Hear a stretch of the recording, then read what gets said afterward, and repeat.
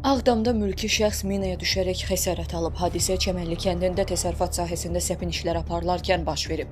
Belə ki, kənd sakini Məmmədov Məlik Qədiroğlu əkin sahəsində işləyərkən minaya düşüb. Məsələ ilə bağlı Daxili İşlər Nazirliyi, Baş Prokurorluq və Mina Təmizləmə Agentliyi birgə məlumat yayıb. Bildirilib ki, işğaldan azad edilmiş Ağdam rayonunun Çəmənli kənd ərazisində dekabrın 17-si saat 22:00 radələrində mina hadisəsi baş verib.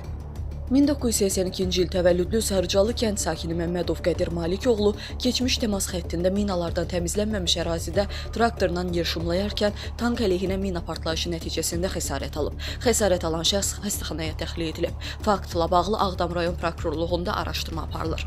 ANAMA, Azərbaycan Respublikası Daxili İşlər Nazirliyi və Baş Prokurorluq bir daha vətəndaşları təhlükəsizlik qaydalarına riayət etməyə, mina təhlükəsi işarələrinin göstəricilərinə diqqətlə yanaşmağa, bələd olmadıqları ərazilərə daxil olmamağa, çəpərləmə fəaliyyəti aparılan ərazilərə müdaxilə etməməyə çağırır, deyə birgə məlumatda qeyd olunub.